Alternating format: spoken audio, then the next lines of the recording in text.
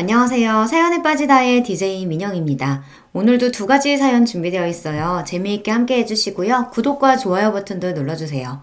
그럼 오늘의 사연 바로 시작해 볼게요.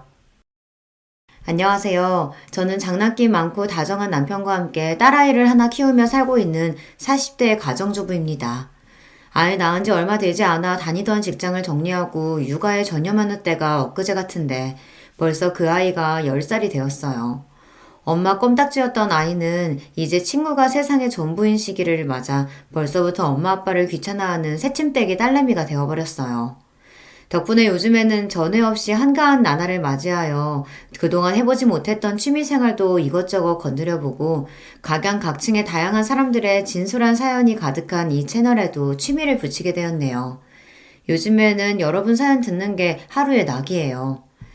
저나 남편이나 타고나길 스트레스 쌓고 사는 성격이 아니고 그런 저희 부부 성격을 닮아 그런지 딸아이도 낙천적인 데가 있어서 다행히 가정 안에서 불화를 쌓을 일 없이 다복한 삶을 살고 있어요. 그런 저라고 해서 마냥 속 끓일 일이 없지만은 않지만요. 문제의 발단은 바로 제 형부입니다. 모든 의사가 다 그런 건 아닐 텐데 형부는 의사라는 제 직업이 모든 일에 면죄부라도 되는 양 구는 사람이거든요. 형부가 의사면 의사지 무슨 자격으로 남의 남편을 이렇게 우습게 봐요. 그렇게 우습게 여기던 사람한테 이제 와서 빌빌 기는 건 또 무슨 경우고. 의사 자존심 참 별거 없네요. 아니 처제, 내가 그러서 미안하다고 하잖아. 알았으면 내가 아무렴 그랬겠어? 그럼 형부가 잘했다는 거예요? 끝까지 반성할 줄도 모르고. 됐어요. 나도 내 사람한테 함부로 구는 사람 어떻게 되든 내 알 바 아니야. 처제! 지가 을사면 을사지 감히 내 귀한 남편 우습게 여기며 평소에도 깔보더니만 마지막에는 아주 사고를 제대로 치더라고요. 하지만 내 사람 그리 업신여기는 꼴을 가만히 참아줄 제가 아니었습니다. 대체 이게 다 무슨 얘기인지 제 사연 한번 들어보시겠어요? 저는 세 자매 중 둘째예요. 보통 딸 많이 낳는 집은 끝에 아들 하나 보려고 그러는 경우가 많다고 하지만 저희 집은 그렇지는 않았습니다. 비록 친가와 외가에서는 그래도 이왕이면 손자 하나 보셨으면 하고 은근히 바라셨다는 걸 알지만 그래도 그걸로 저희 세자매 서럽게 하는 일 없이 골고루 사랑해 주셨습니다. 친정아버지는 아예 아들 없는 걸 아쉬운 티도 내지 않으셨어요. 그 마음속까지야 저희가 속속들이 알 수는 없겠습니다만 적어도 저희 자매가 그런 걸 인지해서 눈치 보는 일 따위는 없도록 해주셨어요. 아들 낳아봤자 쓸 데 하나도 없다. 딸들이 최고지? 너희들 앞으로 봐라. 이제 아들 타령하는 시대는 끝났다니까. 곧 다들 딸 낳고 싶어하는 세상이 올 거라고. 딸들 기죽지 말라고 하신 말씀인지는 모르겠지만 어찌되었든 딸바보들의 세상이 오긴 왔으니 이걸 선견지명이라고 해야 할까요? 어쨌든 아버지부터가 저희 세자매 길을 살려주지 못해 안달이셨으니 저희 셋이 그 어느 집 아들들보다도 씩씩하게 자란 것은 이미 예견된 일이었겠죠. 쟤들 저렇게 왈가닥인 거 다 당신 때문인 거 알지? 셋 다 앉으려고 드는 건 똑같아서는. 저러다 쟤들 시집 못 가면 다 당신 탓이니까 나중에 가서 후회나 하지 마셔요. 시집 못 가면 못 가는 거지. 그리고 우리 딸들이 뭐가 부족해서 시집을 못 가? 안 가는 거지. 시집 안 가면 내가 평생 끼고 살고 좋지 뭐. 아이고, 다 늙은 아비랑 퍽이나 같이 살고 싶겠어. 당신은 나한테나 잘해. 늘 그렇게 저희 편을 들어주시며 엄마와 투닥거리시는 아버지셨어요. 저희한테는 그게 참 일상적인 풍경이었습니다.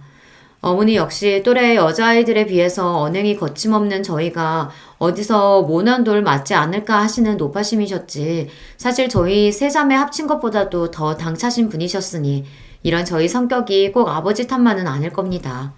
집안 분위기가 이렇다 보니 또래 여자아이들의 부러움을 살 일도 많았습니다.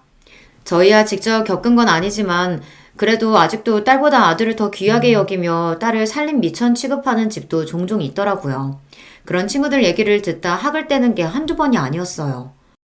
우리 집은 남자는 부엌에도 못 들어가게 한다니까. 그러면서 나한테는 밥 차리는 건 기본이고 물 떠다 마시는 것까지 다 나 시켜. 자기들은 손이 없어 발이 없어. 나나 남동생이나 한 살밖에 차이 안 나는데 동생이니까 당연히 네가 해야지 하면서 동생 밥 차리는 것도 꼭 나한테 맡기고. 정말 짜증나. 야, 그거 동생이라고 그러는 것도 아니야. 우리 집은 오빠인데도 나보고 차리라고 한다니까? 그놈 그거는 뭐 등신이야. 2살 어린 동생한테도 밥상 받아먹는데.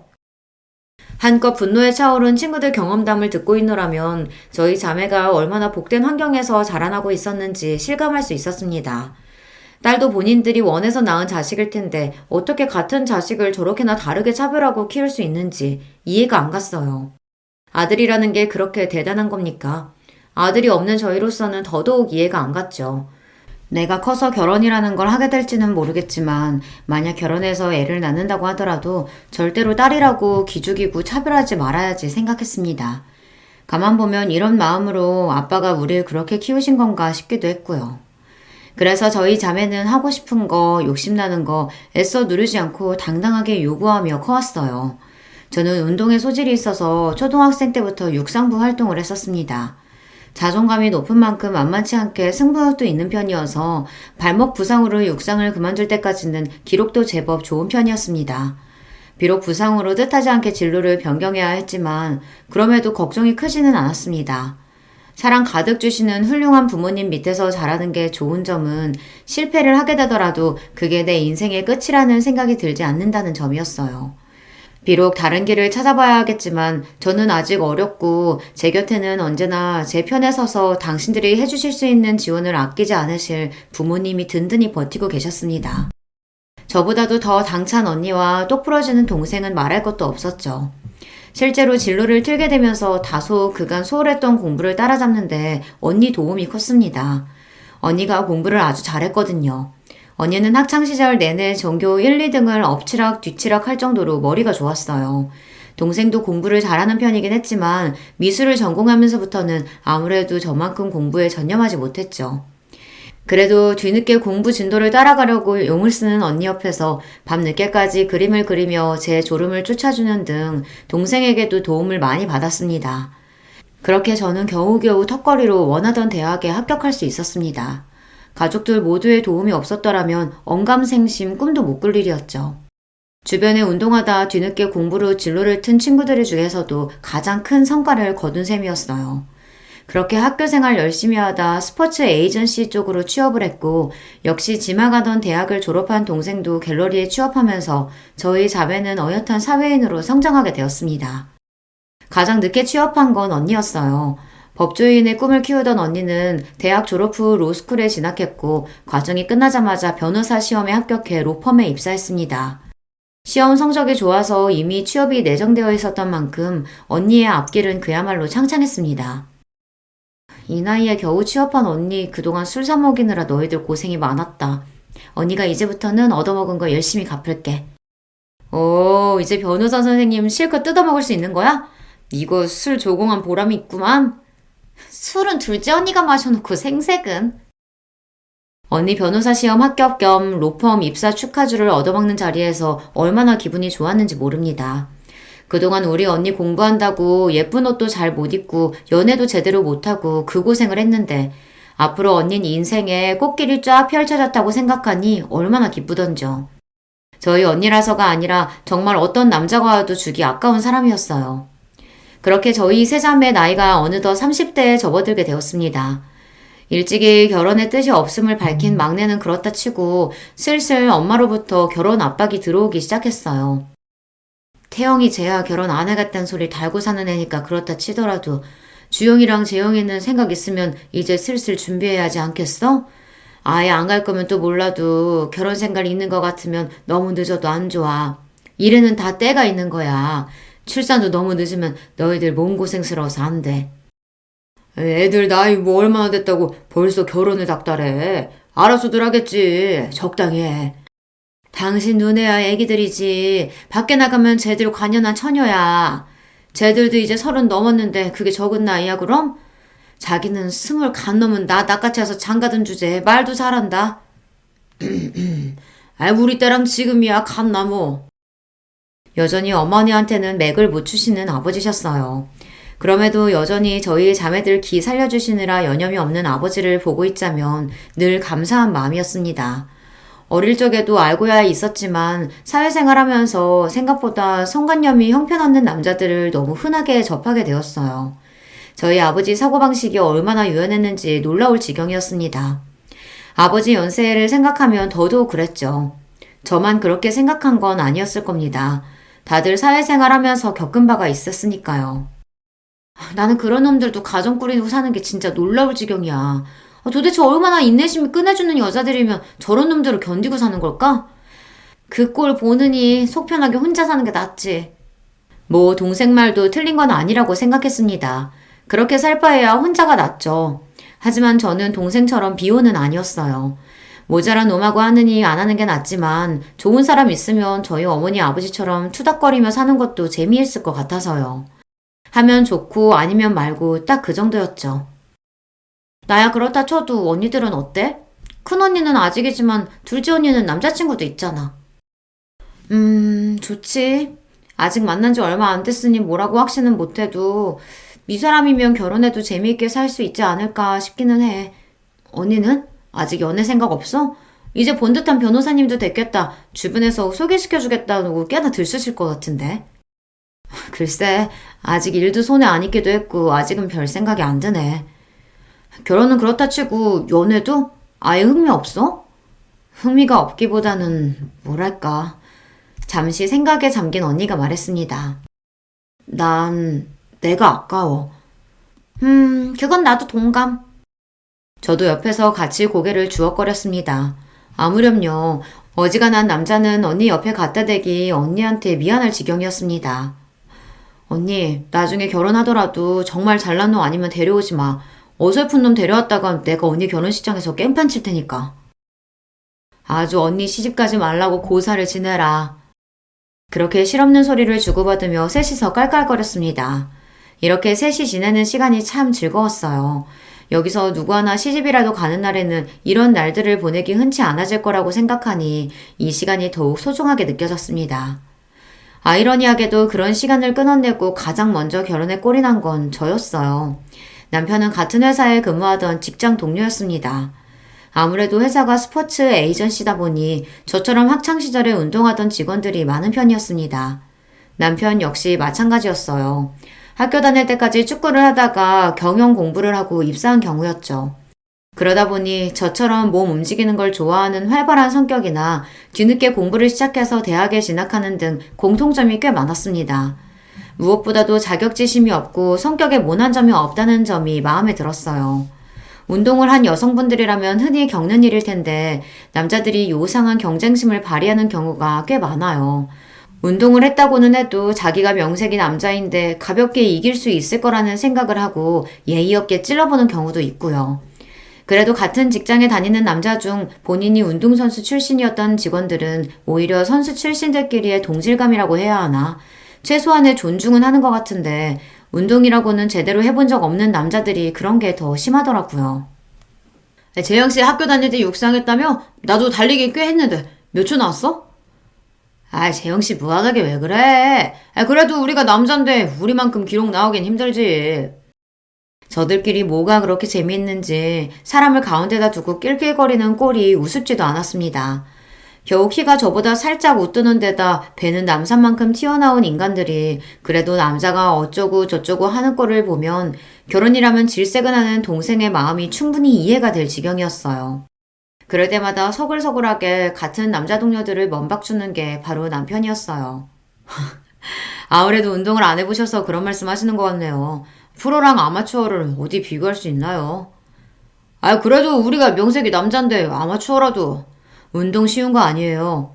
몇 년을 꾸준히 노력한 실력 있는 사람들을 일반인이 무슨 수로 당해내겠어요. 그래도 그 말은 좀 그렇네. 남자 자존심이었지 여자한테 주는 게 말이 돼? 프로 앞에서 여자 남자가 다 무슨 소용이에요. 원래 자기가 안 해본 건 다 쉽게 생각하는 법이니까 그런 말씀하시는 것도 이해 안 가는 건 아니네요. 제 앞에서는 말 같지도 않은 소리를 주절주절 짓거리던 인간들도 웃는 낯으로 먹이는 남편 말에는 대꾸도 제대로 못하더라고요. 남편은 남자들 사이에서 소위 말하는 서열이 높은 편이었습니다. 같은 남자들이 알아서 눈치를 보는 발언권이 센 남자였어요. 그래서였는지는 몰라도 여자 까레뭉개면서 본인들 모자란 자신감을 채우려 드는 못난 남자들과는 달랐죠.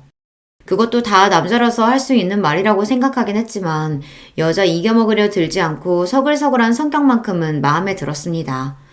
한번 마음에 들면 담아두지 않고 솔직하게 표현하는 편이었기 때문에 남편과는 금방 가까워지게 되었어요. 그렇게 결혼 얘기 꺼낼 때마다 미적거리더니 그래도 우리 딸이 시집을 가긴 가는구나. 내가 참 감개가 무량하다. 우리 딸 보낸다고 생각하니까 서운해 죽겠구만. 감개가 무량하다니. 제가 결혼 의사를 밝히자 부모님 반응이 극명하게 갈렸습니다. 예상했던 바이긴 했지만 그래도 아버지께서 서운함에 눈물까지 찍어내시는 걸 보니 괜히 저도 싱숭생숭하더라고요. 걱정하지 마, 아빠. 아빠 딸 시집 간다고 어디 멀리 가는 것도 아니고 그 사람 데리고 자주 올게. 언니랑 동생도 제 결혼을 축하해주면서도 내심 서운한 기색이라는 걸 알 수 있었어요. 아무래도 결혼 후에는 완전히 예전 같을 수만은 없을 테니까요. 그런 만큼 함께 보내는 시간은 더욱 즐겁게 지내려고 노력했습니다. 아버지와 자매들을 기우하는 달리 결혼하고 나서 친정 문턱이 닳도록 뻔질나게 드나드는 저였습니다. 곁에는 남편이 함께였죠. 부침성이 있는 성격으로 저희 가족들과의 첫인사부터 호감을 산 남편은 결혼 후에는 저희 집안에 처음으로 들어온 사위 노릇을 톡톡히 했습니다. 처음에는 내 귀한 딸 뺏어갔다고 은근히 꽁에 있던 아버지도 아들 노릇을 자처하는 사위에게 금세 마음을 열고 마셨어요. 우리 아빠 아들 필요 없다고 그렇게 노래를 부르더니 그것도 다 딸내미들 앞에서 거짓말한 거였나 봐. 제보 올 때마다 아주 입이 귀에 걸리셨어. 그러게 말이다. 저놈이 우리 재영이 뺏어간다면서 울고불고 하던 게 엊그제 같은데 참. 아, 울긴 누가 울었다 그래. 강서방이 워낙 사람이 싹싹해서 정있게 구니까 어디 마음을 안 내줄 재주가 있나 내가. 하하, 아이 장인어른께서 저를 좋게 봐주셔서 저야 늘 감사하죠.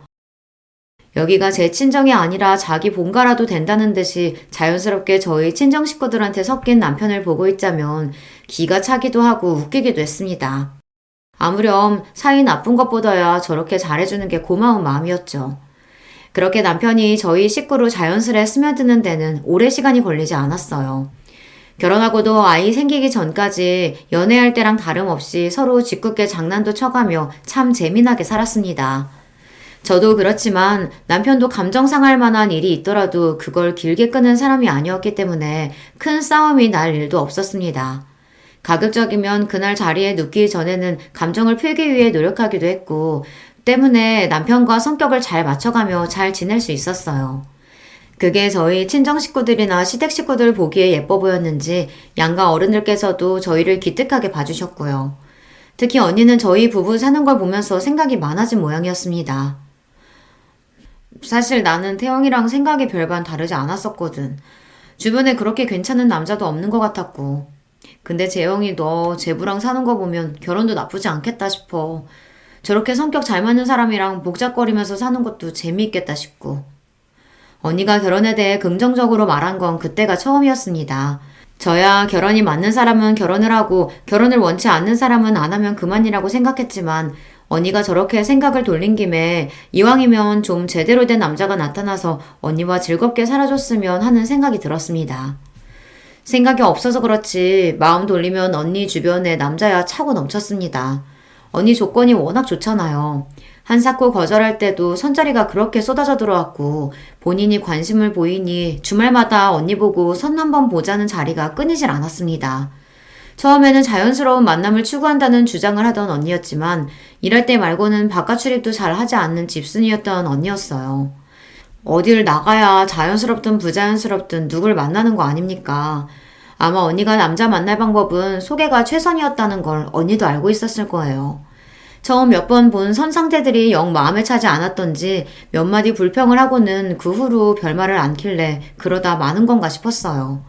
그래서 언니가 가족끼리 다 같이 식사하는 자리에서 결혼할 사람을 데려오겠다고 폭탄 선언을 하자 집안이 발칵 뒤집혔습니다. 갑자기? 누구 만난다는 소리도 안 했잖아. 언니 남자 있었어? 누군데? 어떤 사람인데 네가 결혼 얘기를 다 꺼내? 제대로 된 놈인 거 맞아? 확실히 잘 알아봤어? 가열된 분위기에 다들 질문 폭탄이 쏟아지자 남편이 겨우 저희 식구들을 진정시켰어요. 이윽고 장내가 조용해지자 언니가 입을 열었습니다. 선본 이후로 그쪽에서 계속 연락은 했는데 다시 보니까 또 괜찮은 것 같더라고. 조건도 나쁘지 않고. 네가 고른 남잔데 어련하겠어. 뭐 하는 남잔데? 의사예요. 지금은 대학병원에서 일하는데 곧 개원한다나. 직업이 문제가 아니라 사람이 중요하지, 사람이. 아빠 너무 흥분하지 마시고. 아무렴 똑부러지는 언니가 그런 것도 확인 안 했을까? 말은 그렇게 하면서도 무슨 쇼핑 갔다 왔다는 것처럼 심드렁하게 자기 결혼 얘기를 하는 언니 모습이 좀 걱정이 되더라고요. 솔직히 무슨 바람이 불었나 싶기도 했어요. 언니가 어련히 알아서 하겠지만 그래도 가족이라고 내가 걱정이 돼서 형부 되실 분 어떤 분이신지 궁금하기도 하고. 무난해. 성격도 그렇고 조건도 그렇고. 사실 처음에는 같은 변호사를 만나는 게 직업적으로 많이 이해해줄 것 같기도 하고 그랬는데 남자 변호사들은 나한테 경쟁 심리를 느끼는 것 같더라고. 일하는 것만 해도 피곤한데 집에서까지 그러고 싶진 않고 무엇보다 나한테 잘해. 내 직업도 존중하고 결혼해도 최대한 지금 생활 유지하면서 살고 싶다는 말에도 이견이 없더라고.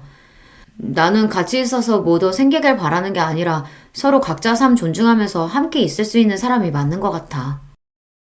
뭔가 불타오르는 사랑이 느껴지기보다는 서로 잘 맞는 파트너를 찾는 것 같은 느낌이었습니다. 정작 이렇게 말하는 저도 불같은 사랑을 해서 결혼했다기보다는 마음 잘 맞고 서로 장난 잘 받아주는 소꿉친구 같은 연애를 하고 결혼하기는 했습니다만 그래도 남편이 정말 좋지 않았다면 결혼까지는 안 했을 것 같더라고요. 가족들에게 마음 쓰는 것에 비해 연애할 때 남자에게 그 정도의 정성을 쏟지는 않는 언니 성정을 생각해 볼 때 제 걱정이 괜한 걱정은 아니었다고 생각합니다. 하지만 각자 결혼하는 이유야 다 다를 테니 언니의 결정에 딱히 뭐라고 할 말도 없었죠.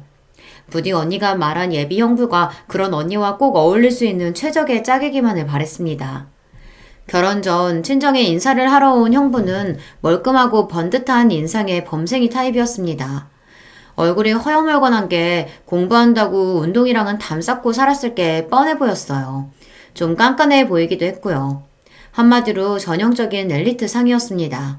저랑 상성이 썩 맞는 유형은 아니긴 했어요.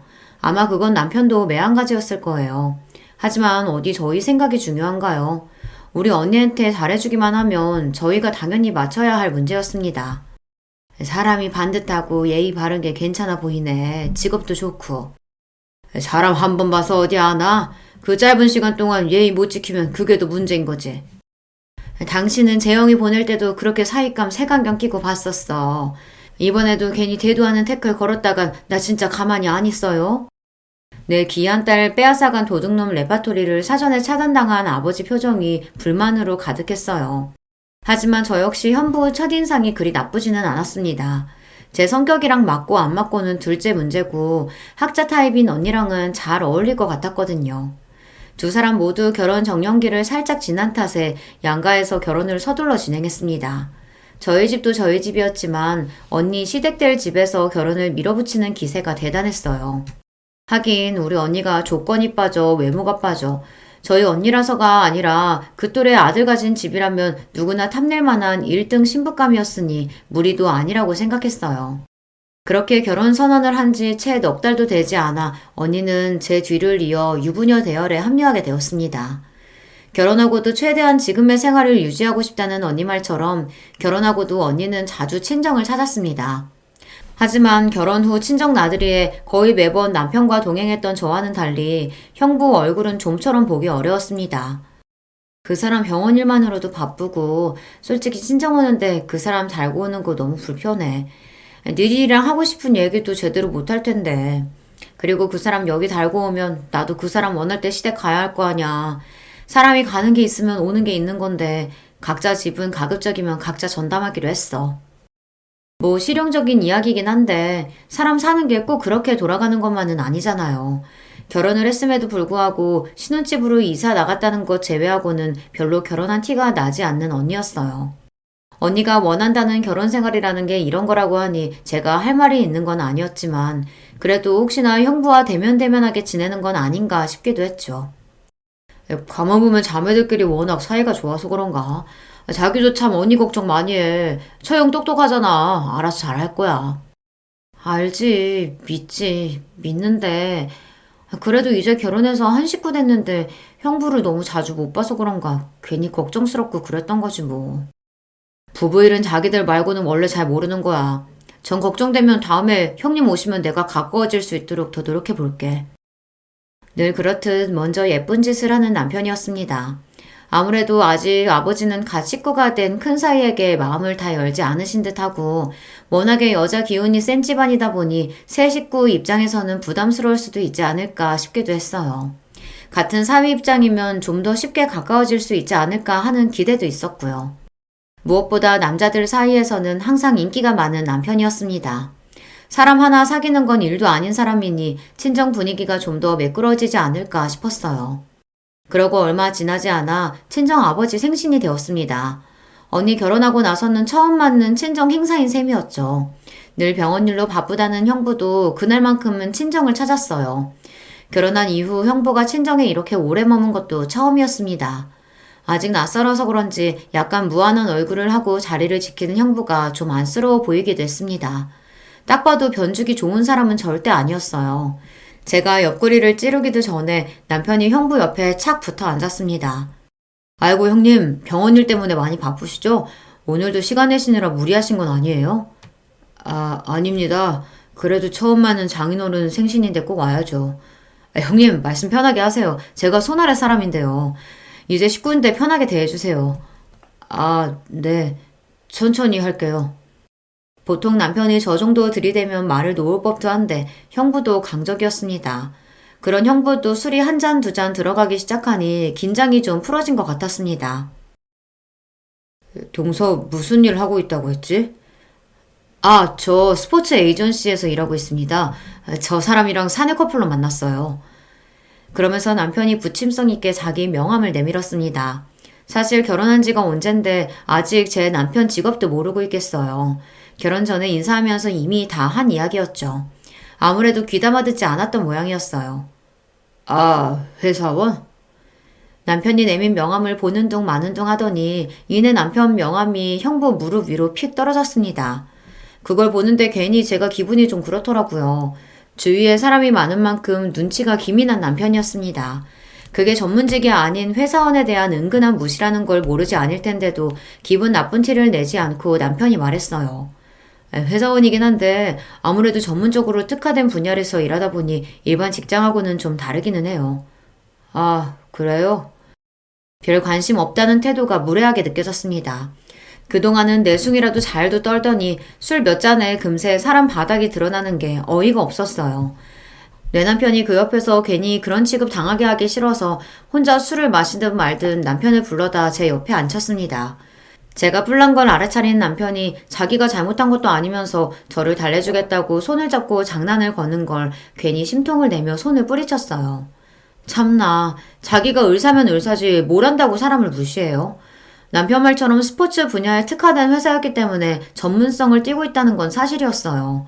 그리고 남편은 사내에서 꽤나 인정받는 사원이었고요. 설사 그렇지 않다고 하더라도 일반 회사원은 무시해도 되는 존재입니까? 의사식이나 되는 양반이니 우리 같은 평범한 사람들은 다 웃어 보였나 봐요. 웃기는 건 제 남편한테는 그런 태도를 보여놓고는 언니한테는 또 꼼짝도 못하더라고요. 의사인 자기랑 어울리려면 변호사 언니 정도는 되어야 한다는 건지 척 보기에도 차이가 나는 태도에 빈정이 상했습니다. 그렇다고 우리 언니한테까지 남편한테 한 것처럼 대했다가는 그건 그것대로 기분이 나빴을 테지만 말이에요. 늘 그랬던 것처럼 언니가 신경 써서 아버지 생일 선물도 준비하긴 했지만 형부도 제법 두꺼운 용돈 봉투를 내밀었습니다. 바빠서 그렇긴 했지만 하나가 미워 보이니 다른 것도 미워 보여 그랬는지 그것조차 자기 돈 잘 번다고 유세 부리는 것 같아 못마땅했습니다. 뒤이어 남편이 아버지께 생신 선물을 건넸어요. 아버지 성함이 새겨진 맞춤 등산 지팡이였어요. 아버지와 시간을 자주 보내는 섬세한 성격의 남편이 준비할 만한 선물이었죠. 아버지 지금 쓰시는 등산 지팡이 손잡이 부분이 많이 닳았잖아요. 이번에는 특수 제작해서 마모가 적은 소재로 달았으니까 쓰시기 괜찮을 거예요. 역시 내 마음 아는 건 우리 강서방밖에 없다. 고마워. 다음에 같이 등산 갈 때 꼭 들고 갈게. 두꺼운 봉투보다 남편의 등산 지팡이를 더 기쁘게 받으시는 아버지셨습니다. 우리 사위 최고라며 평소처럼 서로 부둥부둥하는 남편과 아버지를 보는 형부 시선이 묘하게 고가워 보이더라고요. 제가 고깝게 보면 뭐 어쩔 거야 싶었어요. 그날을 기점으로 형부가 제게 미운 털이 아주 단단히 박혔죠. 형부랑 잘 지내보라는 말. 형부랑 잘 지내보라는 말 취소야. 이제 보니까 사람이 아주 음흉한 게 기분 나빠 죽겠어, 진짜. 아이, 왜 그래? 난 진짜 괜찮다니까 그러네. 난 안 괜찮아. 자기 전문직 사짜 직업 달았다고 유세 떠는 거야, 뭐야. 가족으로 엮인 사람한테도 그런데 안 그런 사람들한테 어떻게 굴지 안 봐도 뻔하다. 언니야 잘 나가는 변호사니까 그 앞에서는 고분고분 굴었나 본데 어디서 사람 무르게 보고 그런 짓을 해? 감히 내 남편한테. 아이고, 형님이 우리 재영씨 성질을 제대로 돋궜구만. 형님 이제 큰일 났네. 자기 딴에도 자존심 상하지 않았을 리가 없는데도 불구하고 제 기분을 풀어주려고 노력하는 남편이었습니다. 그딴 사람 조건으로 달리 대하는 인성 문제 있는 의사보다야 내 남편이 훨씬 나은 사람이죠. 다음번에 한 번만 더 내 가족 기죽이려고 들었다간 봐라. 내가 아주 코를 납작하게 눌러주리라 벼르고 별렀습니다. 그리고 얼마 안 지나 자매끼리 간만에 밖에서 티타임을 가졌습니다. 언니가 형부 저러는 걸 과연 알까 떠보고 싶은 마음도 있었으나 그걸 알았으면 벌써 언니 성격에 대판했을 게 분명했으니 무의미한 짓이다 싶었죠. 무엇보다 언니는 저희 남편을 좋아했으니까요. 그렇지 않았다 하더라도 제 식구 업신여기는 걸 용인할 사람이 아니었습니다. 여러 생각을 하며 언니 얼굴을 가만히 들여다보니 업무가 많은지 다크서클로 눈밑이 검었더라고요. 언니 요새 일이 많아? 무척 피곤해 보이네. 아, 그게 실은 요새 네 형부가 개원하겠다고 난리야. 언니 결혼 전에도 형부 개원한다고 하지 않았어? 그랬지. 그래서 나는 준비가 다 된 줄 알았는데 그게 아니더라고. 언니 말을 들어보니 이랬습니다. 결혼 전에도 곧 개원할 예정이라고 했던 형부는 사실 개원할 만한 여건이 다 갖춰지지 않은 상태였습니다. 개원에 한두 푼이 드는 것도 아닌데 모아둔 돈도 생각보다 많지 않아서 속으로 놀랐다고 하더라고요. 아니, 직업이 대학병원 의사인데 모아둔 돈이 그렇게 없대? 의사들은 마이너스 통장도 잘 뚫어준다며. 집안이 개천에서 용난 것도 아닌데 왜 그런데? 저도 모르게 좀 빈정거리게 되더라고요. 그렇게 내 남편 깔보면서 우습게 보더니 의사라고 대단할 것도 없네 싶은 생각이 저도 모르게 들었나 봅니다. 그런 제 말에 언니가 한숨을 푹 쉬더니 대꾸했습니다. 시아버지 사업하시는데 급하게 막을 게 있어서 빌려드렸다고 하더라고. 말이 빌려드린 거지 아들 자식 지금까지 키워서 의사 만들어놨는데 그 정도는 받아야 되는 거 아닌가 생각하시는 눈치야. 못 받을 것처럼 얘기하는 걸 보니 본인도 딱히 돌려받을 생각도 없는 것 같고. 그럼 개원 못해? 그렇지. 그러면 개원 생각을 접어야 맞는 거지. 그런데 개원을 하겠대. 무슨 돈으로? 설마 언니한테 그 돈 해달라는 거 아니지? 동생 말에 언니 표정이 굳어졌습니다. 이놈이 언니 같은 여자 데려가서 호강은 못 시켜줄 망정 자기 마누라 돈 뜯어서 제 병원 차릴 생각을 해요. 저도 모르게 흥분해서 소리쳤습니다. 언니, 행여나 돈 줄 생각 하지도 마. 결혼할 때 각자 영역 확실히 지켜주기로 해놓고 개원해달라니. 무슨 언니한테 병원 맡겨놨어? 네 언니 물렁뼈 아니다. 대놓고 그렇게 요구하지는 못하는데 내가 대놓고 나 그런 거 못해준다고 딱 못 박았어. 내가 못해준다는데 뭘 어쩔 거야. 맞습니다. 언니가 아니라면 그건 정말 아닌 거였어요. 언니가 순순히 당하고 있을 성격이 아니라는 걸 알면서도 괘씸한 마음은 가시질 않더라고요. 이러려고 능력 있는 변호사 언니 앞에서 설설 기는 건가 싶은 삐딱한 마음도 들었습니다. 집에 돌아와서 남편에게 그 이야기를 했더니 남편도 황당해 하더라고요. 왜 안 그렇겠어요? 언니가 뭐가 아쉬워서 남편 병원까지 해줘가며 결혼 생활을 유지해야 해요. 선볼 때 언니의 변호사 사무실 내주겠다고 한 번만 만나달라던 남자가 한둘이 아니었던 언니인데요. 생각하면 할수록 마음에 안 들었습니다. 재영아, 네 형부 네 언니한테 혹시 병원 해달라고 한다냐? 생각지도 못하게 훅 들어온 질문에 흠칫했습니다. 언니가 말했을 리는 없고 아무래도 동생이 슬쩍 아버지께 흘린 모양이었어요. 언니는 우리 집안 자랑이었습니다. 그런 자랑스러운 언니를 감히 물주 취급한 형부한테 동생이라고 감정이 좋을 리가 없었습니다. 가뜩이나 아직 큰 사이에게 마음을 열어주지 않은 아버지한테 저런 말을 전한 건 명백히 의도가 있는 행동이었으니까요. 내가 처음부터 정이 안 가더라니 우리 귀한 딸 데려가 놓고 그런 소리래? 자기가 의사니까 뭐 옛날처럼 열쇠 3개라도 받아내겠다는 거야 뭐야. 제 놈이 의사면 우리 딸은 잘 나가는 변호사인데 우리 주영이 모셔가겠다는 놈이 얼만데? 감히 내 딸을 그런 취급을 해? 의사라고 좀 잘 나가나 했더니 제 능력으로 개헌도 못하는 놈이. 단단히 화가 나신 아버지셨어요. 아버지가 저렇게 화가 나셨는데 어머니라고 모르실 리가 없으셨습니다. 언니 속 시끄러울까봐 본인까지 거들지 않으시는 거였겠죠.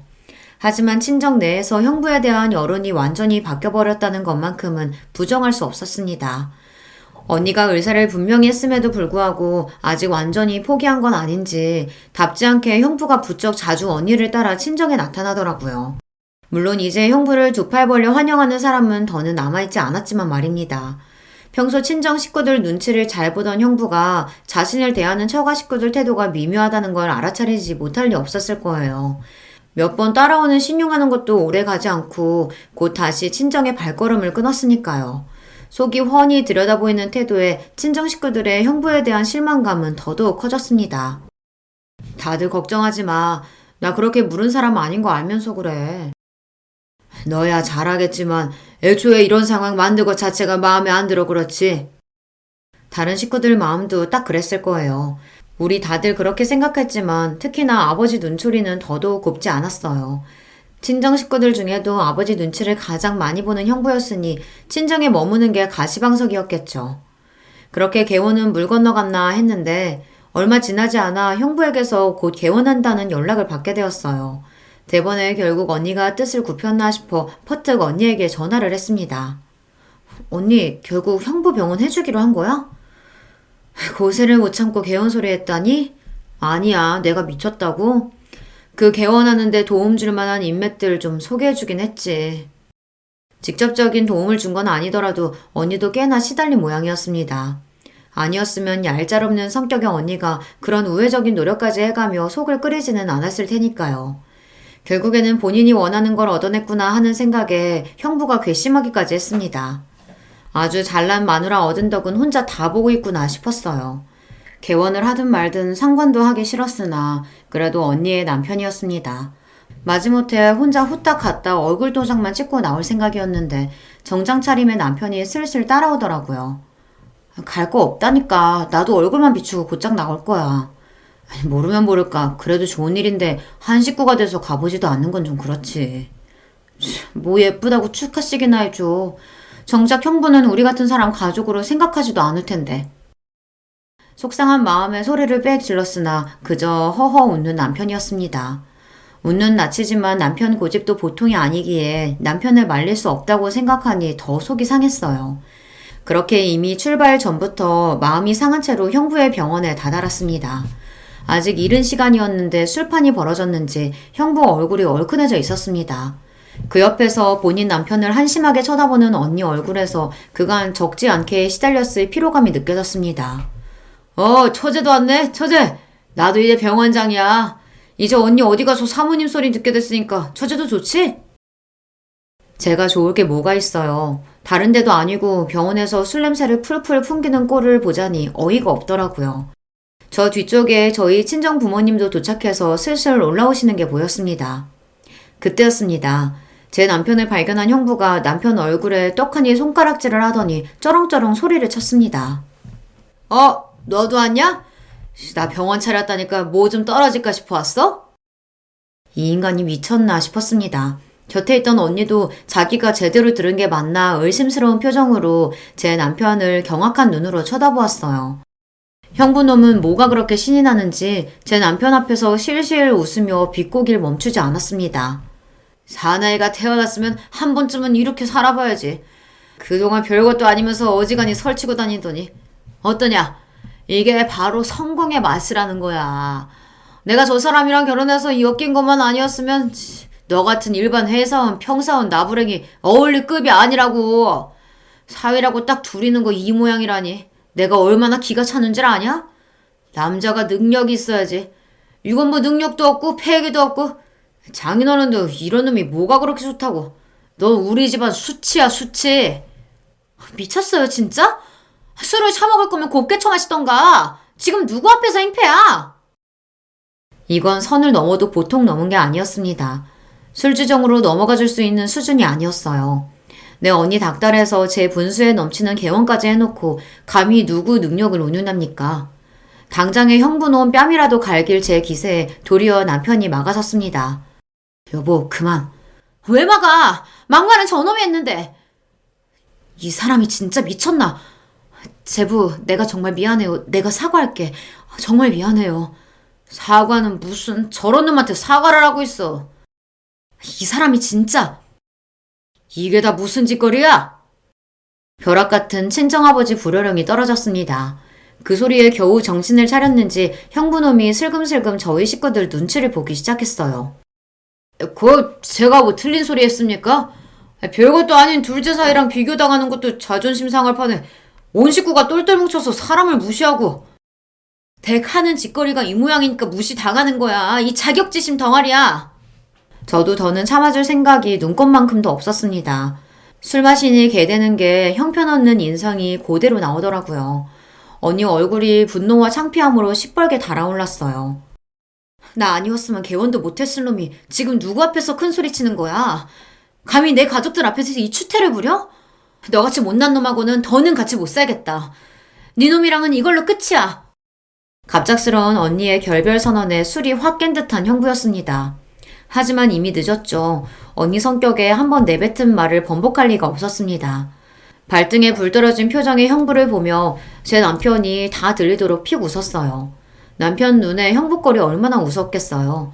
그러자 놈이 제 남편을 획 째려보며 화풀이를 해댔습니다. 괜히 좋은 날 재수없게 너 같은 놈이 와서 이 자리 다 망쳤어. 이 능력도 없는 놈이. 저 인간이 미쳤나 진짜. 당신 그만 못해? 나는 능력 없어도 됩니다. 아무렇지 않은 표정으로 말하는 남편 말에 형부 표정이 어리둥절해졌습니다. 내 명의로 된 건물 시세만 200억이 넘는데 제가 굳이 능력이 있어야 할 이유가 있나요? 아, 그래서 그렇게 능력에 집착하시는 건가? 그렇게 죽어라 능력 갈고 닦았는데도 잘난 우리 제부한테 불붙어서 겨우 개원하셨으니 그동안 얼마나 노고가 많으셨겠어요. 그걸 생각하니 이 난동 부리시는 게 이해가 아주 안 가는 것도 아니네요. 참 딱하게 되셨어요, 형님. 아, 이제 제부랑 갈라서 할 거니 형님도 아닌가? 무슨 너 같은 놈이 200억이 가당키다 해? 남편 말에 경악해서 빽 소리를 지른 형부가 싸늘한 표정으로 자신을 쏘아보는 우리 친정 식구들 반응에 남편 말이 허풍이 아님을 깨달은 모양이었습니다. 아니, 나한테 분명 회사원이라고. 회사원도 회사원 나름이지. 지금 우리 다니는 이 회사가 우리 시댁 회사예요. 이 사람이랑 아버지가 같이 키운 회사라고. 이 노력도 없이 남의 등이나 쳐먹으려고 하는 빈대 같은 새끼야. 앞서 언급한 제 직장인 스포츠 에이전시의 설립자가 저희 시아버지십니다. 남편은 평사원부터 차근차근 업무를 배워 경력을 쌓고 있었고요. 아니, 처음부터 내가 알았으면 그랬겠냐고. 아니, 말을 해줘야 알지. 내 집에 돈이 있는 걸 내가 왜 위주할 고주할 당신한테 보고해야 합니까? 그리고 돈 없는 사람이면 당연히 깔봐도 되는 거예요? 이 사람이 참 안 되겠네. 저 인간이랑 더 말 섞을 거 없어요, 제부. 나 때문에 괜히 우리 제부가 못 볼 걸 보게 됐네. 내가 따로 자리 만들어서 제대로 사과할 테니까 오늘은 재영이랑 이만 들어가세요, 제부. 오늘은 내가 저 인간이랑 결판을 내야겠으니까. 잘못했다며 제발 이혼만은 다시 생각해달라며 울고 짜고 쌩 난리를 피우는 형부놈을 뒤로하고 저희 부부는 그 자리를 빠져나왔습니다. 언니 말 맞다나 평생 겪을 일 없는 병변을 당한 남편한테 미안해 죽을 것만 같았어요. 그럼에도 별거 아니라는 듯 웃어넘기는 남편이었습니다. 그럴 거 없어. 저런 인간들 어디 한둘도 아니고 자기 가진 게 제일인 줄 아는 놈들이 천지지. 세상 무서운 줄 모르고 말이야. 그치? 세상 무서운 줄 모르던 형부놈의 업보는 이제부터 시작이었습니다. 언니도 그동안 여간 속을 썩은 게 아니었는지 아주 벼르고 벼른 모양이었어요. 저희 언니 직업이 뭔지 아시죠? 언니는 본인 인맥을 총동원해서 아주 무시무시한 이혼 소송단을 꾸렸습니다. 자력으로 제 병원 열 능력도 없는 일개 의사가 감당할 수 있는 수준이 아니었죠. 언니 인맥으로 개원에 도움을 줬던 사람들도 이혼 소식에 다들 발을 빼는 바람에 당장 형부가 막아야 할 빚이 막대했습니다. 당연히 개원은 물 건너갔죠. 원래 사람은 아예 가지지 못한 것보다 목표를 목전에 두고 좌절당하면 더 미치는 법 아닙니까? 뒤늦게 수습을 해보겠다고 저희 친정 식구들한테 제발 언니 좀 설득해달라고 무릎이 닳도록 빌고 다녔어요. 하지만 저희가 미쳤다고 언니 두고 그놈 편을 들어주겠어요. 특히나 저는 형부놈 무릎이 다 닳아버려도 동정심 한 톨 들지 않았습니다. 내 남편 그렇게 개무시하고 갈시할 땐 언제고 이제 와서 여기서 추태야? 우리가 용서해준다고 한들 언니가 마음 돌릴 일도 없겠지만 감히 내 남편 함부로 대하고 내 용서를 바래? 이 뻔뻔한 놈아? 쌀쌀해진 날씨에도 아랑곳하지 않고 물 한 바가지를 끼얹어 눈물 내쫓은 제 속이 얼마나 시원했는지 모릅니다. 남편도 굳이 말리지 않고 그 광경을 구경했어요. 이제 속이 좀 후련해? 살짝 풀리는 것도 같네. 뺨까지 한 대 올려 붙여줬으면 금상첨화였을 텐데. 지저분하게 들러붙는 전 남편 깔끔하게 해치운 언니는 다시금 화려한 싱글이 되었습니다. 괜히 언니 결혼의 불화에 도화선이 된 건 아닌가 걱정하는 제게 도리어 언니가 말했습니다. 아니다 싶을 땐 하루라도 빨리 발 빼는 게 인생 덜 낭비하는 거야. 그 머저리 안 보고 사니 속이 다 시원하다야. 여전히 언니다운 당당한 태도였습니다. 언니가 그렇다면 그런 거니 저도 괜한 걱정은 하지 않기로 했어요. 그렇게 저희 집안에 분란만 일으키던 형부놈 치우고 다시금 가족 간의 평화를 되찾게 되었습니다. 요즘엔 자기 후배들 병원에 몇 달씩 페이닥터로 돌고 있다는데 뭐 어찌 살든 저는 더는 관심 없네요. 오늘 제가 들려드릴 이야기는 여기까지예요. 제 이야기 끝까지 들어주셔서 감사합니다. 안녕하세요. 저는 우리나라 말에 정말 다채로운 표현이 많다고 생각하는데 그 중에서도 콩깍지가 씌었다는 표현이 신기하다고 생각해요. 이성에게 홀딱 빠져서 똥인지 된장인지 물불 못 가리는 상태를 어쩜 그렇게 표현을 잘했을까 싶어요. 네, 제가 바로 헛된 콩깍지가 씌었던 사람입니다. 저는 3남매 집안의 장녀고요. 밑으로만 남동생들만 있어요. 철이 든 시절 이후로는 제가 동생들을 꽉 잡고 살았습니다. 아들들에게 밀려서 차별당하고 서럽게 큰 딸, 이런 건 저에게 해당이 안 됐어요. 저는 어렸을 때부터 기질 자체가 무척 씩씩한 아이였거든요. 단지 장녀의 책임감 같은 건 저도 해당이 되더군요. 저부터 모범을 보이고 잘해야 부모님이 힘들지 않으실 거라는 투철한 효심이 있었습니다. 나약한 소리는 옛날부터 할 줄은 몰랐고요. 군말 없이 해내는 스타일이었어요. 동생들은 이런 저를 질투하면서도 인정해왔고요. 저 같은 여자가 만날 남자 어떤 유형일 것 같으신가요? 적어도 저보다 잘난 남자, 능력 있고 책임감 넘치고 그런 남자를 저 같은 여자가 만날 것만 같으시죠? 남편은 슬프게도 한량에 가까웠어요. 어쩌다가 코가 꿰었는지는 묻지 말아주세요. 콩깍지가 씌었다는 말로 모든 걸 설명할 수 있으니까요. 제가 결혼하겠다고 하니까 부모님은 굉장히 당황스러워 하시면서도 차마 사위감이 별로다라는 말을 입 밖으로 못 내셔서 입술만 움찔움찔 하셨어요. 저는 그걸 눈치챘음에도 괜히 모른 척 했었죠. 그래. 우리 노우리가 어련히 알아서 자기 신랑감을 잘 골랐을까? 그렇지 여보? 우리는 그냥 믿고 응원해주면 되는 것 같지? 맞아요. 우리 딸이 언제 우리를 실망시키는 걸 본 적이 있어요? 언제나 자기 동생들에게 귀감이 되는 누나였잖아요. 결혼하겠다는 이야기가 갑작스럽게 들리는 건 맞지만 알아서 잘해 나갈 거라고 믿어요. 부모님은 그런 대화를 나누시며 아쉽다는 눈빛을 하고 계셨으나 저는 속으로 행복하게 사는 것으로 증명해 보이겠다는 다짐만 하고 있었습니다. 제 친정은 이렇게 금세 일단락이 되었는데 시댁 쪽은 어땠을까요? 황당함이 아주 이만저만도 아니었습니다. 시어머니께서는 어디서인가 궁합을 받아왔다며 저에게 웬 종이 쪼가리를 내미시더니 고개를 절레절레 저으셨어요. 결혼하겠다고 인사를 드린 이후로 처음 따로 뵙는 자리였습니다. 우리 아들하고의 궁합이 썩 좋지가 않구나. 이 결혼 쉽게 승낙할 게 아니야. 네? 갑자기 그게 무슨 말씀이세요? 저번에 제가 찾아뵙고 인사를 드렸을 때는 반갑다고 환영한다고 앞으로 잘 살라고 그런 말씀만 하셨었잖아요. 이건 살짝 조심스러운 부분이긴 하지만 그때 분명히 성혁 씨가 전에 만났던 여자보다 제가 훨씬 나아서 기쁘다고 하시는 소리도 제가 들었던걸요? 그건 사실이긴 해. 우리 아들이 워낙 착하고 마음씨가 여린데 그걸 이용한 못된 여자가 하나 있었거든. 어디 감히 미혼모 주제에 우리 아들을 넘봐? 절대 안 될 일이지. 그래서 내가 용을 쓰고 잘 갈라놓기는 했는데 그 못된 미혼모보다야 네가 수백 배는 훨씬 더 낫긴 한데 궁합이 별로라고 딱 나오니까 내가 심란할 수밖에 없구나. 결혼을 시켜도 될지 모르겠어. 앞만 봐도 불안해. 성혁 씨는 궁합 같은 거 전혀 안 믿는 사람인 것 같던데요.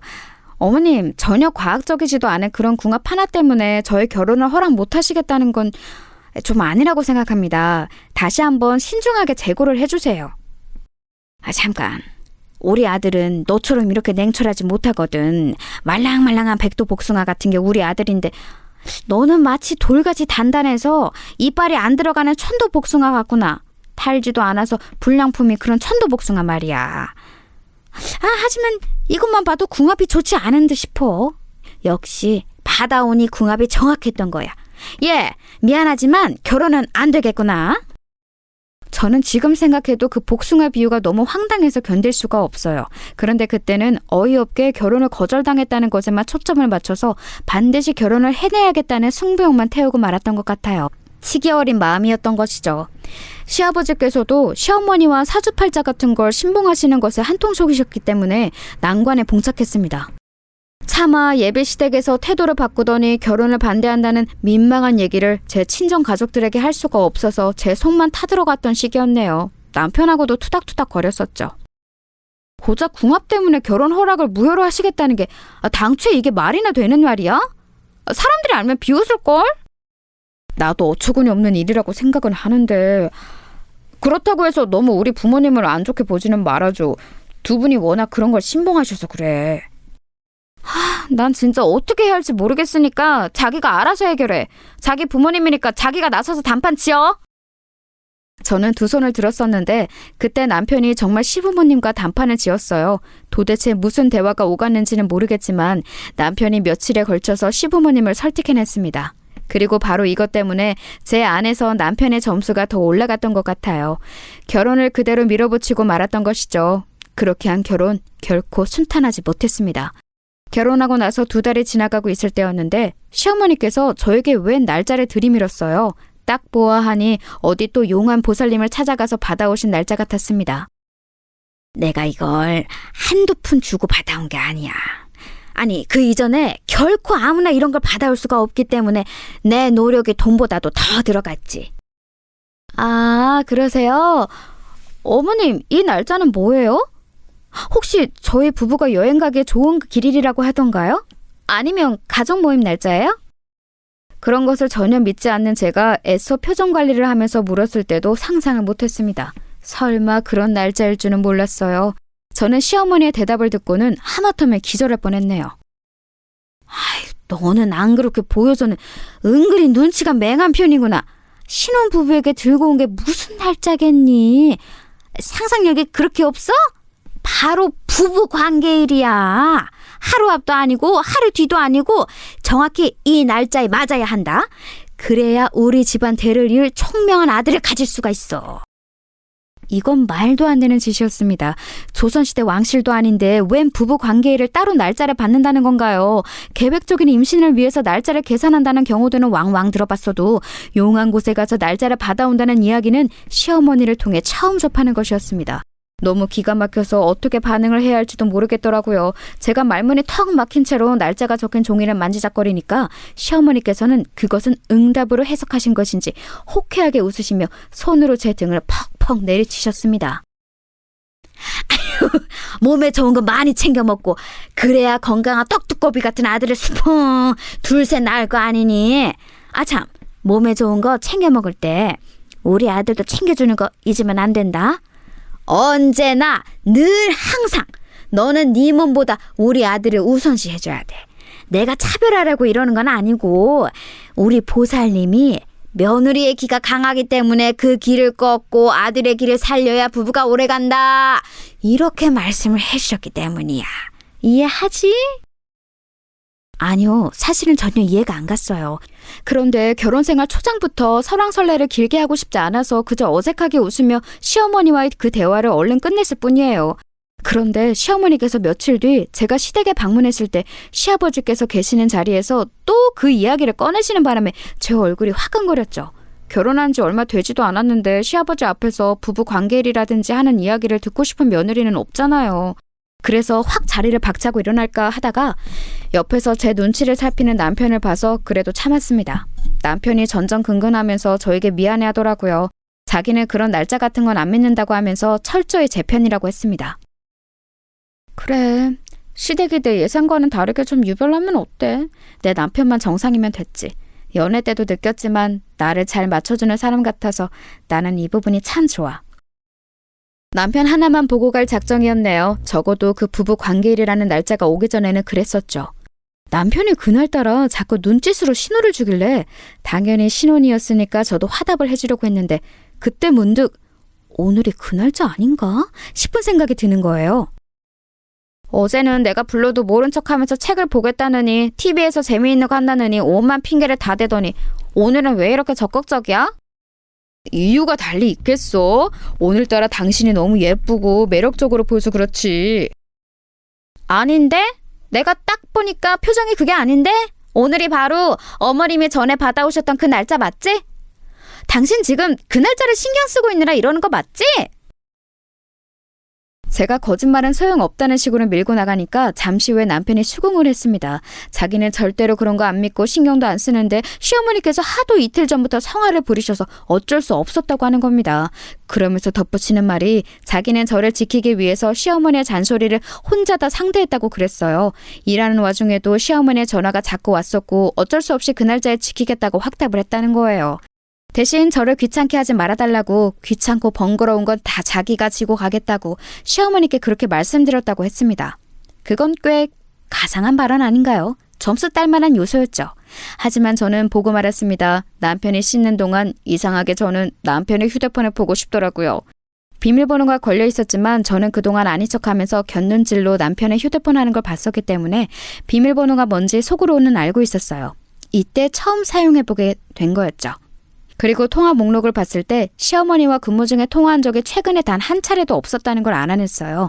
끽해야 문자만 몇 통 주고받았던데 그마저도 시어머니께서 안부를 물으시거나 잔소리를 하시는 것에 대해 남편이 굉장히 귀찮다는 듯 단답으로 쳐낸 게 다였어요. 그래 놓고서는 저에게 자기 아내를 위해 결혼 초장부터 모친과 맞서는 남자인 척 굴었다니 진심으로 황당했습니다. 그런데 와중에 더 기가 막혔던 건 남편이 시어머니께 웬 허세를 떨고 있었다는 거예요.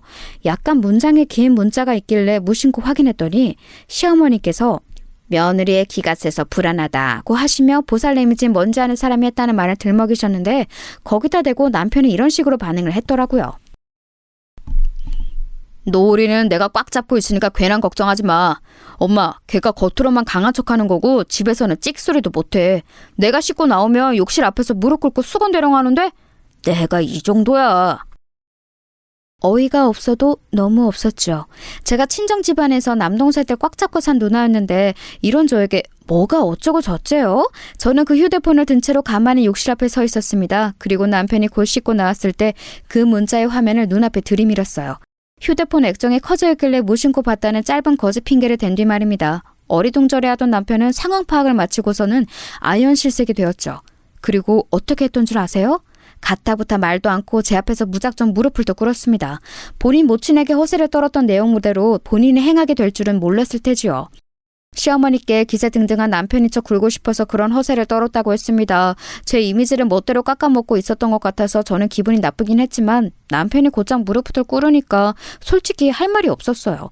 여기서 더 화를 내면 되려 제가 예민한 사람이 될 것만 같은 느낌? 그런 게 있었습니다. 아무래도 신혼이었으니까요. 저는 남편에게 앞으로는 그러지 말라고 했고 휴대폰을 멋대로 봐서 미안하다고 저 또한 사과를 하였습니다. 이렇게 별것 아닌 일로 넘어가나 싶었는데 이튿날 시어머니께 연락이 왔어요. 어때? 느낌이 어때? 뭔가 딱 느껴지는 게 있니? 네? 어머님, 느껴지긴 뭘 느껴지나요? 저는 지금 오전 내내 업무에 치이다가 간신히 해방돼서 한숨을 돌리고 있던 참이었어요. 너무 정신이 없어서 뭐 느껴지는 것도 없고요. 통화도 지금은 어려울 것 같아요. 제가 이따 저녁에 전화 드릴게요. 야! 너는 어른이 말씀하시는데 왜 멋대로 기승장구를 내고 그래? 너 어디서 이렇게 시건방지게 굴라고 배웠어? 집에서 그렇게 교육받았니? 너 이렇게 싸가지 없게 굴 것 같으면 내가 우리 아들한테 다 일러바칠 거야. 너 혼내라고. 혼을 내요? 제가 지금 너무 피곤해서 말씀을 곱게 못 드린 것 같아요. 죄송합니다. 어머님께서 다짜고짜 느낌이 어떠냐니 이런 황당한 질문을 하시니까 제가 머리가 좀 아팠어요. 근데요, 어머님, 기승장구가 아니라 기승전결이에요. 너 대학 나왔다고 유세 떠는 거야? 너는 대학 나왔고 나는 중졸이라 이거지? 너무 못난 며느리를 들이면 폐가 망신하고 잘나서 기가 드센 며느리를 들이면 우리 아들이 고생할 거라고 보살님이 예전에 분명 그러셨는데 나는 지금 그게 왜 생각나는 건지 모르겠네. 어머니, 오늘 뭐 기분 안 좋은 일이라도 있으셨어요? 목소리가 격앙돼 있으신 게 왠지 그런 것 같아서요. 저는 참고로 어머님이 중졸인지 초졸인지 아니면 대졸인지 알지도 못했습니다. 지금 처음 알았네요. 내 속 터지게 하는 망할 딸년 때문에 이러는 거지 뭐. 에이, 아니다. 너한테 이런 얘기 해봤자 뭘 하겠니. 아무튼 어제가 아주 중요한 날짜였잖아. 귀하게 받아온 날짜인데 혹시 뭐 느껴지는 게 없느냐 이 말이야. 범상치 않은 아이를 임신할 때면 아주 처음부터 몸에서 느껴지는 기운 같은 게 있다던데. 너는 뭐 느껴지는 게 없니? 응? 립스틱을 고쳐 바른 직후였다는 것도 있고 저도 모르게 그때 입술을 아주 꽉 꿰물었답니다.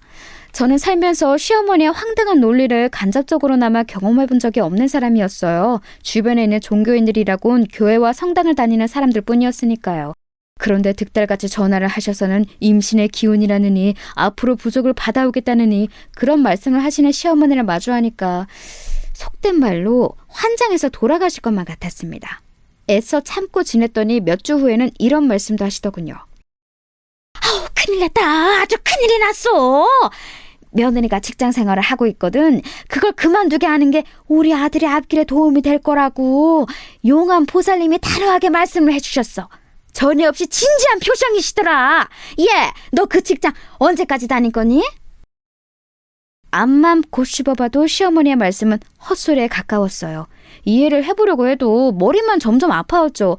게다가 환장할 요소가 더 있었으니 그건 바로 제 시누이였습니다. 갑자기 웬 시누이냐고요? 남편은 외동이 아니었어요. 위로 누나가 한 명 있었습니다. 이미 결혼한 몸이었죠. 어쩌다 보니 애석하게도 저희 부부의 신혼집은 시댁과 무척 가까웠지만 시누이는 나름 어느 정도 떨어진 동네에 살았어요. 왕래가 잦지는 않았습니다. 저는 시누이의 남편인 저에게는 심해 보되는 분하고 얼굴도 잘 보지 못했어요. 그런데 이 시누이의 존재를 제 지인이 지적한 거예요.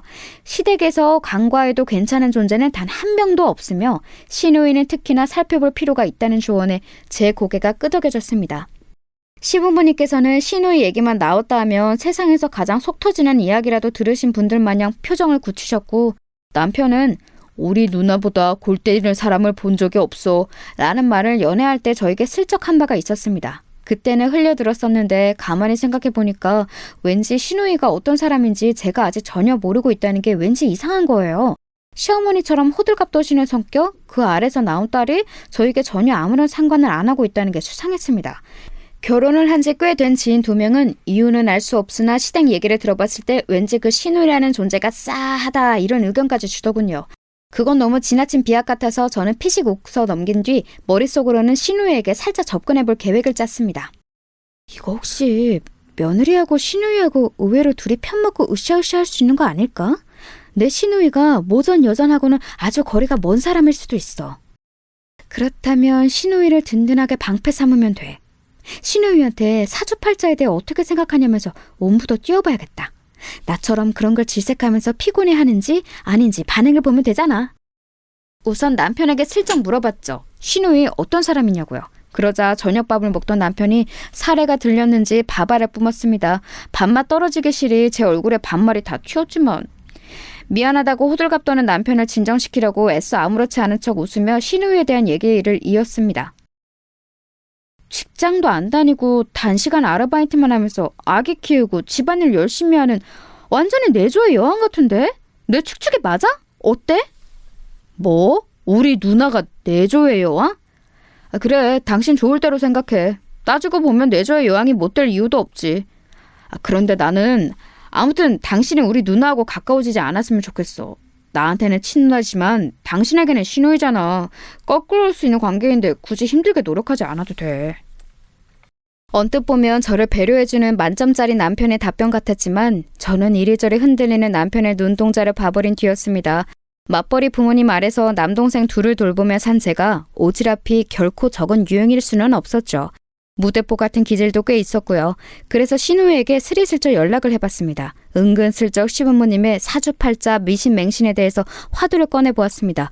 그랬다가 제가 완전히 대화를 낚았어요. 아, 몰라. 짜증나 죽겠어. 예전에 무슨 철학관이며 점집이며 우리 엄마가 한창 호기심 가지고 지인분들과 다닐 때가 있었는데 그런 곳들이 하필 내 일을 잘 마치는 바람에 지금 이렇게 된 거잖아. 네? 형님 일이 잘 맞아떨어진 것을 계기로 어머님께서 그런 걸 맹신하시게 된 거였다고요? 헉, 형님의 사주풀이라도 기가 막히게 그런 곳에서 했었나 봐요? 아니면 미래 예견이라도 잘했던 걸까요? 아, 말도 마. 내가 빵에 들어갈 걸 대체 어떻게 알았는지 몰라. 나는 혹시 그런 곳에서 입을 나불거린 덕분에 내가 부정 타서 그렇게 된 건 아닐까 생각 중이야. 재수도 더럽게 없지. 하필 걸려서 빵에 들어갈 건 뭐람? 나는 갈 때보다도 더 흔들리는 사람이라서 결혼으로도 붙잡을 수가 없다고, 말년까지 복잡할 수밖에 없다고 그런 얘기도 우리 엄마가 들었었대. 그게 벌써 옛날에 들은 얘기인데도 아직까지 신경을 쓰신다니까. 저기 형님, 말씀 중에 죄송한데 빵이라뇨? 저희가 맛있게 먹는 밀가루로 만든 그 빵이 아니고 다른 빵 말씀하시는 거 맞죠? 내 정신 좀 봐. 어우, 갑자기 입이 트여서 별소리를 다 해버렸네. 이렇게 될까봐 나보고 이딴 소 철저히 하고 올케하고 친해지지 말라고 다들 그랬던 건데 큰일 났다. 올케, 나한테 아무 소리 못 들은 걸로 해주면 안 될까? 정신없이 중얼거리는 신우의 목소리에 제정신이 함께 아득해졌습니다. 어떻게 그걸 못 들은 걸로 할 수 있겠나요? 어느 정도의 수위여야 협의가 가능하죠. 그런데 빵이라뇨. 그건 감방, 즉 감옥을 뜻하는 것이었습니다. 제 신우이라는 사람이 감옥에 다녀온 범죄자였다니 상상도 못했던 이야기여서 헛웃음이 막 흘러나왔네요. 시부모님과 남편은 물론이고 기타 친척들까지 죄다 이 사실을 알고 있었지만 아무도 저에게 알려주지 않았다는 것에 묘한 배신감도 들었습니다. 즉시 남편을 족쳤죠. 저는 제가 속았고 우습게 여겨진 것 같아서 기분이 너무 더러웠어요. 그러자 남편은 또 무릎을 더 꿇었습니다. 심지어 제 얘기가 끝나기도 전에 일단 무릎을 더 꿇더군요. 지금 생각하면 이런 면모가 너무 웃긴 남자였던 것 같네요. 저는 이 남자처럼 무릎이 잘 꺾이는 사람은 보지를 못했습니다. 하지만 당시에는 무릎을 꿇으며 제 마음이 좀 약해졌던 것 같아요. 솔직히 살면서 무릎 꿇으며 용서를 비는 사람을 마주할 일이 몇 번이나 있겠어요? 평생 그런 경험을 못 해보는 사람이 훨씬 많을 거라고 생각해요. 그러니 제가 남편의 앞에서 화가 좀 수그러졌죠. 미안해. 우리 누나가 전과자라는 사실을 밝히며 당신처럼 멋진 여자를 놓칠까봐 그게 두려워서 치사하고 비겁하게 거짓말을 했어. 내가 미안해. 내가 죽일 놈이야. 나를 용서하지 않아도 좋아. 그런데 내가 당신을 절절하게 사랑하는 마음만큼은 알아줬으면 좋겠어. 울먹이면서 그렇게 말하는 남편에게 더 화를 내기도 못해서 신우이가 어쩌다가 전과자가 됐는지 그 얘기나 자세히 들어봤네요. 사기 사건에 엮였는데 공범으로 취급당해서 억울하게 실형 6개월을 살고 출소했다고 하더군요. 어떻게 보면 신우이도 불쌍한 피해자일 뿐이라면서 남편이 한숨을 크게 쉬었어요. 적극적으로 사기를 치려고 쳤던 게 아니라 사기꾼들에게 잘못 홀려서 잠깐 어울리다 보니 휘말렸다는 거였죠. 저는 고민하다가 누군가에게 상담을 요청했습니다. 평생을 혼자서도 잘해요 하면서 살아왔던 저였건만 결혼한 이후로 도저히 혼자서는 머리를 싸매봤자 답이 안 나오더라고요. 제가 연락한 상대는 바로 제 올케였어요. 제 바로 아래 남동생의 아내 말이에요. 저희 집은 둘째가 첫째보다 먼저 결혼한 경우랍니다. 제 신우이의 이야기를 해주니까 올케는 어처구니 없어 했어요. 그건 말도 안 돼요. 정말 결백한 상황이었다면 징역 6개월까지는 안 나왔을 것 같은데요. 특히나 초범이었다면 더 그랬을 거예요. 그런 상황이었는데 대한민국에서 집행유예가 아니라 실형구형이라고요? 에이, 그럴 리가 없죠. 그쵸? 올케도 그렇게 생각하죠. 와, 이제야 가슴이 뻥 뚫리는 기분이 드네.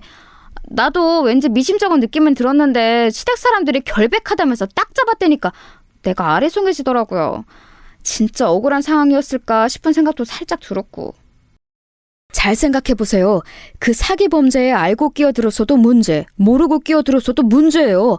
알았다면 진짜 백의 사기꾼인 것이고요. 몰랐다면 지능 수준이 의심되는 거죠. 그런 지능이라면 다른 사고도 또 치고 살 수밖에 없으니 어느 쪽이든 골치 아파요. 그런데 그분 남편은 이런 거 다 아시고 결혼한 걸까요? 그럼 죄다 한 통속이라는 건가? 이제 보니까 심해부라는 분은 신우의 정가를 아는지 궁금해졌어요. 바로 얼마 뒤가 시댁에 1년에 몇 없는 제사였는데 그게 갑자기 반갑게 느껴지더라고요. 심해부를 만날 수 있으니까요. 제사를 지내러 모인 평일 늦은 저녁, 저를 보자 신우이가 환하게 웃으며 손을 흔들었습니다. 품에는 자기 어린 딸도 끼고 온 참이었죠. 이때 시조카가 아마 3살인가 그랬을 거예요. 전과 사실을 들켰음에도 저와 친해졌다고 생각한 것 때문인지 즐거워하는 신우에게 저도 마지못해 환한 미소를 지어주었네요. 다른 친척분들도 대거 참석하셨어요. 저는 눈치를 살피다가 왠지 혼자 동떨어져서 다가오지 마시오라는 기운을 내뿜고 있는 심해부에게 다가갔습니다. 그리고 제 휴대폰을 몰래 내밀었죠. 번호 좀 알려달라는 뜻이었습니다. 남편에게서 얻어내려고 했었는데 황당하게도 남편이 심해부 번호를 안 갖고 있다고 했었거든요. 당황해서 저를 쳐다보던 심해부는 주변의 눈치를 살피더니 아무도 안 볼 때 제 휴대폰에 자기 번호를 찍어주었어요. 만약 심해부가 신우의 전과 사실을 모르는 상태라면 제가 입을 잘못 놀려서 가정을 파탄낼 수 있었으므로 저는 다른 주제를 먼저 꺼내들며 간접적으로 캐내볼 심산이었습니다. 그래서 제가 어떤 얘기를 꺼냈던 줄 아세요? 남편의 옛 여자 얘기를 꺼냈어요. 왜냐하면 공공연한 시댁의 적 같은 존재로 구전설화처럼 내려오는 인물이었거든요. 그녀는 배우자 없이 홀로 아이를 낳아 키우는 미혼모였고 남편보다 연상이었으며 절절하게 연애를 하다가 시부모님의 격렬한 반대에 부딪혀 헤어진 사람이었습니다. 시어머니께서는 가끔 태도가 살랑거리지 못하는 제가 마음에 안 들어서 죽겠다는 표정을 지으시다가도 예전 그년보다는 낫지라고 중얼거리며 가슴을 쓸어내리셨어요. 그리고 제가 예상하건대 남편이 저하고 결혼하겠다며 시부모님을 설득했을 때 아마도 그 여자를 들먹였을 게 뻔했어요. 그 쥐뿔도 없는 미혼모와 헤어졌으니 대학 잘 나오고 똑 부러지는 저 같은 며느리는 감지덕지 아니냐며 시부모님을 설득했을 과정이 눈에 선했습니다. 시기상 남편이 그 미혼모와 헤어진 것은 신우이가 심해부와 결혼한 이후였으니 심해부에게 그 미혼모에 대해 물어보는 그림이 이상하지는 않았어요. 저는 남편 이전에 가벼운 연애만 했었고 진지한 교제는 없었는데 남편은 진지하게 상대를 만났었다고 하니까 신경이 쓰인다는 식으로 말을 해봤습니다. 그러다가 얘기가 흘러가면 신우의 정가를 아는지 아닌지 슬쩍 건드려볼 심산이었던 거예요. 그런데 이게 웬일인가요? 제가 또 의도치 않게 대어를 낚아버렸어요. 아무래도 저는 낚시를 했어야 했나 봐요. 그랬다면 강태공으로 이름을 날렸을지도 모르죠. 심해부가 그 미혼모 질문을 받고 나서 갑자기 한숨을 푹 내쉬더니 머뭇거리면서 저에게 이런 소리를 했습니다. 이건 너무 조심스러운 얘기인데 암만 해도 뭔가 짚히시는 게 있으니까 갑자기 그 여자에 대해 물어보시는 것 같아서 그냥 허심탄회하게 말씀을 드리렵니다. 아마 처남은 지금도 그 여자를 만나고 있을 거예요. 엊그제 제사 때 은근슬쩍 처남에게 아직도 못 잊었냐고 지나가도 물었는데 여전하죠 라고 답을 하더군요. 남자끼리는 그 뉘앙스가 뭔지 바로 알 수 있어요. 현재 진행형이라는 뜻입니다. 청천벽력이었습니다. 저는 하마터면 퇴근길에 쓰러질 뻔했어요. 그 정도로 심해부의 발언을 듣고 많이 놀랐습니다. 그렇게 놀랐다는 티를 내며 심해부가 입을 다물까봐 약간은 태어난 척을 했어요. 그랬더니 심해부가 한숨을 계속 쉬면서 자기 생각을 저에게 알려주더군요. 저하고 결혼할 때까지는 그 미혼모를 다시 안 만났을 텐데 왠지 결혼을 하고 나서 임무완수라는 심정으로 남편이 다시 그 미혼모와 만나기 시작했을 것 같다고 했어요. 시부모님의 눈을 완벽히 피하기 위함이었죠.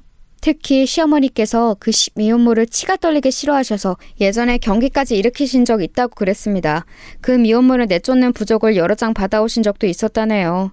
하지만 그럴수록 불타는 것이 로미오와 줄리엣의 사랑인 법이라며 심화부가 씁쓸한 말투를 저로 위로했습니다. 남편이 정말로 옛 연인과 바람을 피우는 것인지 아닌지 그 진위 여부를 확인하기도 전에 저는 당장 진이 빠져버렸죠. 저에게 이런 걸 왜 알려주시냐고 물었더니 신우이가 전과자였는데 모르고 결혼한 게 너무 억울해서 그 집안 사람들에게 속은 게 아직도 분하기 때문에 저에게 이런 사실을 밝히는 거라고 그랬습니다. 신우이가 전과자라는 걸 알았을 때 당장 이혼을 하려고 했는데 그때 마침 신우이가 임신을 한 게 밝혀진 거예요. 그래서 뱃속 아이 생각을 하며 이혼도 미뤘다고 했습니다.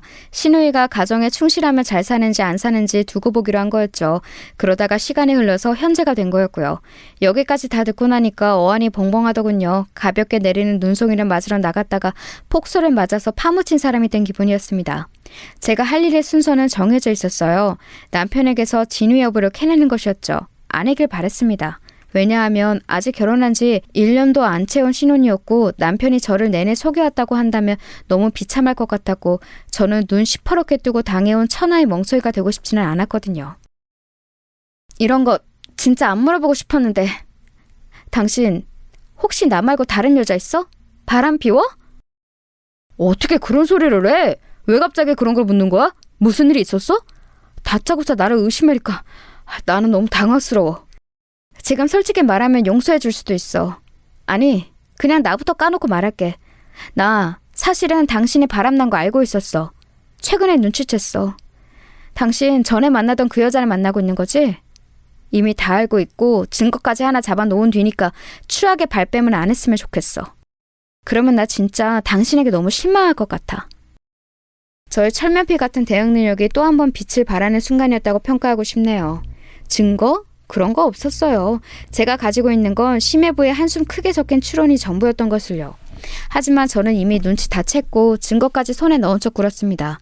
진지하고 살벌한 표정을 지으며 애절한 눈빛까지 잊지 않았죠. 남편이 펄쩍 뛰면서 끝까지 아니라고 하면 내가 진짜 오해했나 보다 라며 사과를 정중하게 할 작정이었습니다. 하지만 남편은 제 얼굴을 빤히 살펴보더니 이내 무릎을 꿇었습니다. 그놈의 털썩 소리가 그 순간에 왜 그렇게 제 복장을 뒤집어 놓던지요. 내가 잘못했어. 그런데 미련이란 이름의 충동이었어. 그 사람 너무 불쌍하고 가여워서. 당신도 알겠지만 그 사람 미혼 모임인데 심지어 애가 건강이 안 좋까지 해. 여자 혼자 아등바등 애를 쓰면서 사는 모습을 보니까 여전히 안쓰럽다는 생각이 들어서 그래서 결혼했다는 소식을 뒤늦게 알려주면서 몇 번 연락을 주고받았을 뿐이야. 마트에서 장 한 번 크게 봐준 거 그것 말고는 돈을 쓴 것도 없었어. 이건 사랑이 아니라 과거에 만났던 인연에 대한 슬픔이야. 사랑은 오로지 당신에게만 향했으니까. 남편은 가슴을 치면서 울었습니다. 저는 참 바보도 아니고 그때 저를 향해 사랑이라는 단어를 입에 담는 남편에게 또 마음이 물러지고 말았어요. 그 미혼모에게는 한낱 동정심이었고 제가 원한다면 앞으로 2번 다시는 죽을 때까지 안 만나겠다는 혈서까지 쓸 수 있다는데 쉽사리 그 앞에 대고 용서 못해 라고 하기에는 뭔가 마음이 자꾸 흔들렸습니다. 저는 남편에게 당장 각서를 쓰라고 그랬어요. 만약 그 미혼모와 다시 연락 한 번이라도 하면 당장 이혼인 것은 물론이고 절대적으로 저에게 유리한 조건으로 이혼하겠다는 각서였습니다. 저는 이걸 단순히 부부간의 각서에 그치지 않고 변호사를 찾아가서 공증까지 받아놓을 거라고 그랬어요. 사실 제가 그런 걸 잘 알고서 떠든 소리는 아니었습니다. 하지만 남편에게는 효과가 있었죠. 남편이 겁에 질린 표정이 되었거든요. 반드시 각서를 지키겠다며 맹세를 거듭했어요. 그러고 나서 마무리를 어떤 말로 했던 줄 아시나요? 당신이 한 가지만 지켜줬으면 좋겠어. 우리 엄마한테는 제발 부탁이니까 내가 그 사람 다시 만났다는 소리 절대로 하지 말아줘. 그랬다가는 우리 엄마 진짜 당장 쓰러지실 거야. 그렇게 생각하는 인간이 어떻게 대범하게 그 여자와 연락할 용기를 냈어? 참 희한하네. 어머님 얘기가 나와서 말인데 우리 이사 가는 게 어때? 나는 이제 어머님하고 가까이 살고 싶지가 않아.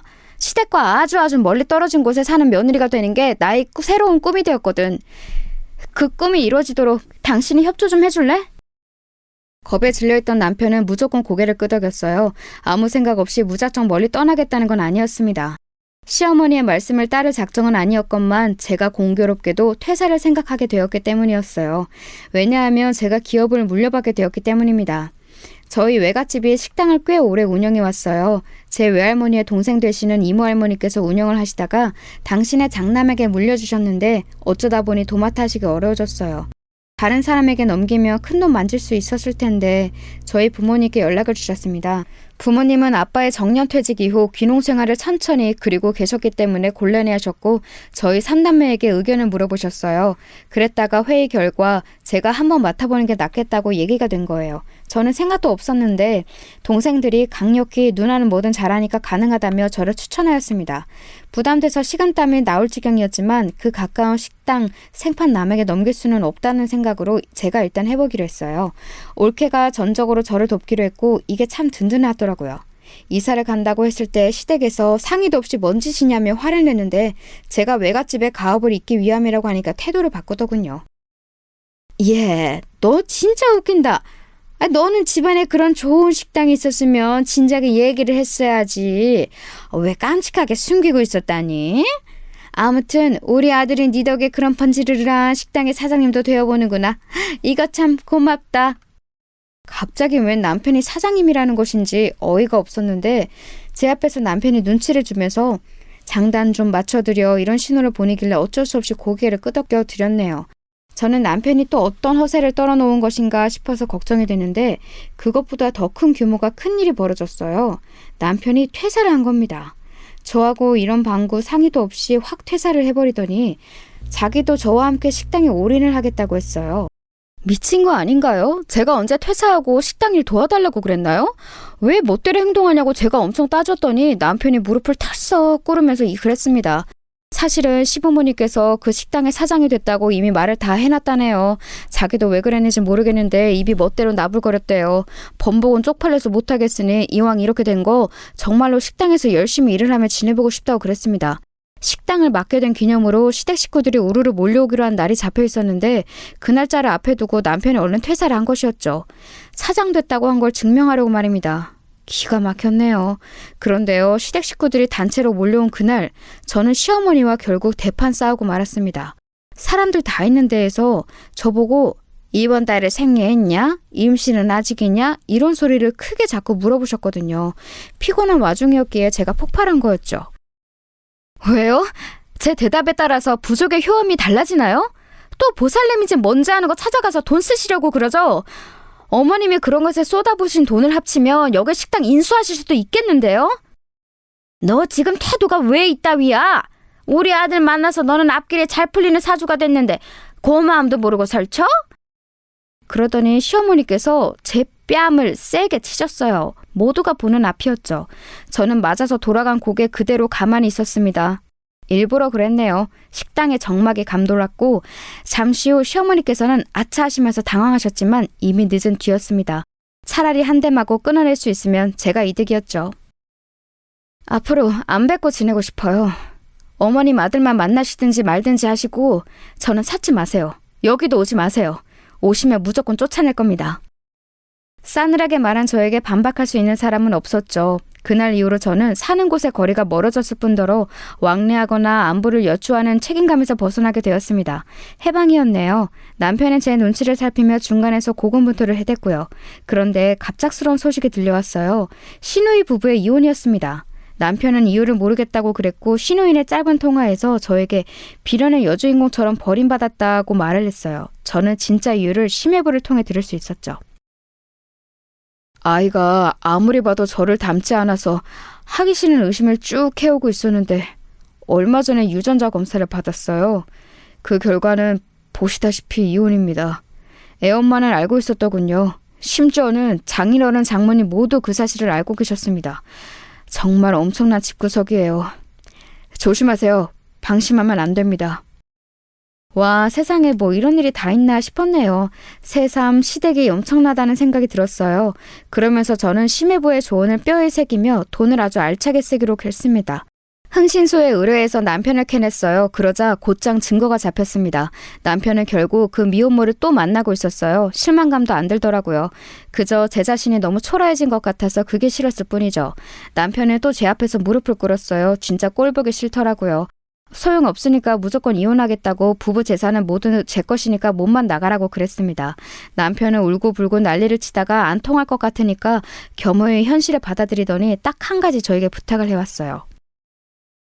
우리 이혼했다는 거 우리 엄마한테는 알리지 말아주라. 말해도 나중에 때 되면 내가 알아서 말할게. 제발 부탁이다.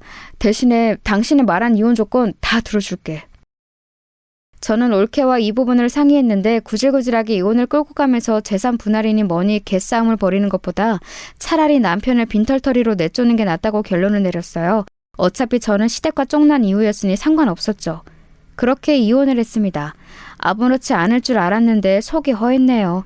그래서 식당 운영에 더욱 박차를 가했어요. 제가 피와 땀을 쏟은 식당은 금세 강남 일대에서 천천히 쌓아온 명성 위에 제가 덧붙인 최고급 이미지라는 날개를 달고 더욱 잘 나가기 시작했습니다. 번호를 싹 다 차단한 시댁 식구들하고는 제가 아무런 접점도 없었죠. 그런데 시간이 꽤 흐른 어느 날이었습니다.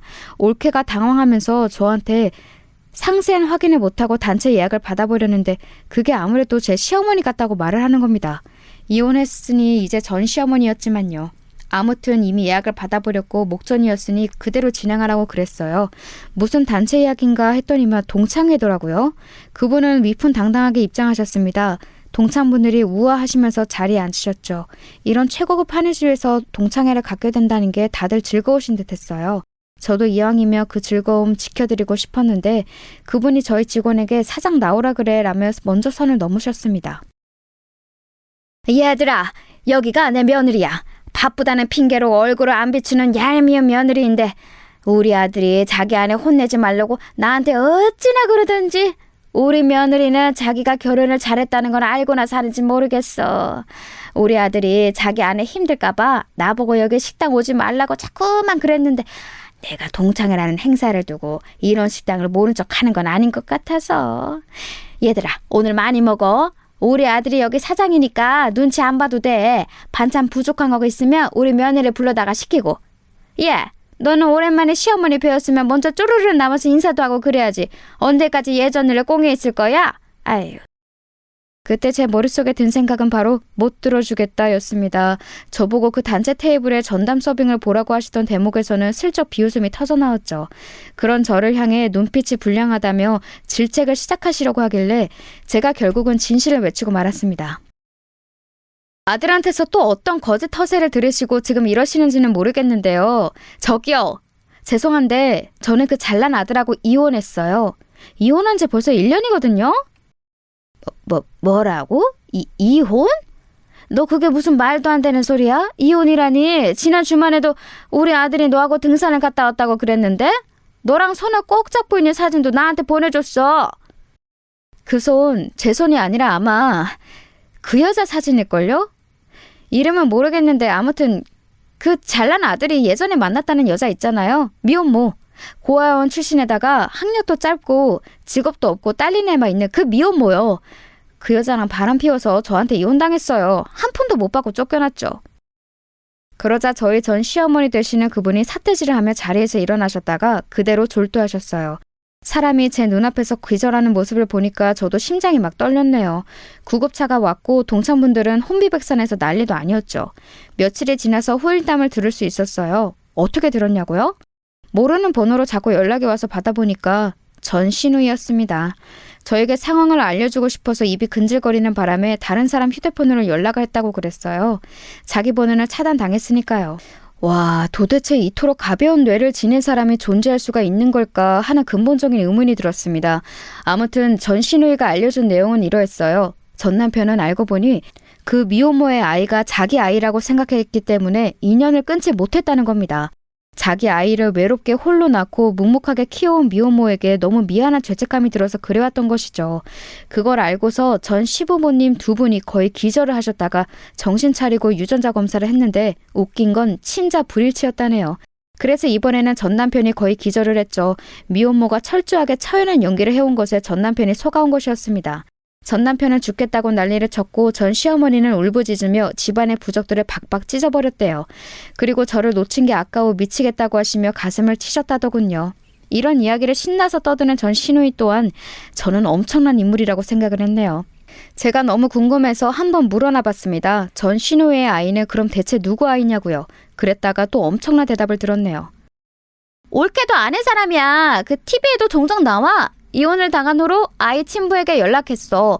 그랬더니 입막음 비용으로 돈을 많이 주더라. 이걸로는 부족하니까 다달이 보내라고 그랬더니 이를 악물면서도 다달이 붙이긴 하던데. 그래서 나는 아이하고 그걸로 먹고 사는 중이야. 아참, 우리 부모님한테는 이거 절대 비밀이야. 친부는 누구인지 모르고 나는 열심히 살기 위해서 일 다닌다고 거짓말 해놨거든. 그게 진실인지 아닌지는 모르겠지만 제가 그 얘기를 왜 하고 다니겠어요? 저하고는 상관도 없죠. 그리고 저는 이제 올게 아니에요. 제가 떨떠름하게 답하고 전화를 끊은 후에 그 번호도 차단을 했습니다. 하여간 이 집안하고는 영영 인연을 끊는 것이 상책이겠더라고요. 정말이지 정신이 하나도 없는 결혼 생활이었습니다. 대체 어떻게 하면 그런 집안이 있을 수 있나 싶을 정도인데요. 그렇기에 지금 누리고 있는 안락함이 더 소중하게 느껴지는 걸지도 모르겠습니다.